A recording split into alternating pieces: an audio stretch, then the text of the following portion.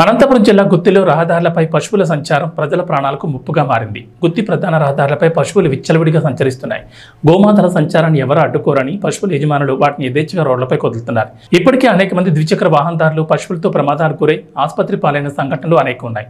గుత్తి municipal health విభాగం అధికారులు రోడ్లపై పశువులను నిరోధించడంలో పూర్తిగా విఫలమయ్యారు. కొందరు మున్సిపల్ అధికారులు పశువుల యజమానులతో నెలవారీ మామూలు తీసుకుంటూ వాటి సంచారాన్ని నిరోధించడం లేదని ప్రజల నుంచి తీవ్రంగా పెద్ద ఎత్తున విమర్శలు వినిపిస్తున్నాయి.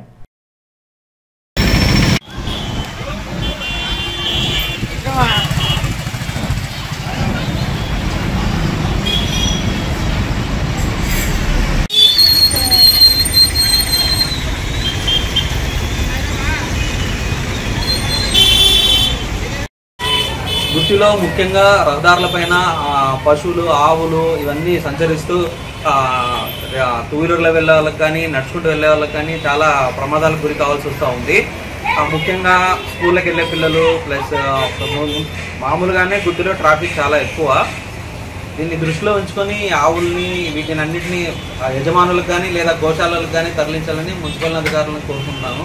ముఖ్యంగా స్కూల్కి వెళ్ళే పరిసర ప్రాంతాల్లో కూడా చాలా ఎక్కువగా ఆవులు ఉంటా ఉన్నాయి, మెయిన్ రోడ్ల పైన ఉంటా ఉన్నాయి, ప్రమాదాలకు గురి అవుతూ ఉన్నారు. కావున దీనిపైన దృష్టి ఉంచి కాస్త మున్సిపల్ అధికారులు చర్యలు తీసుకోవాల్సిందిగా కోరుతున్నాను.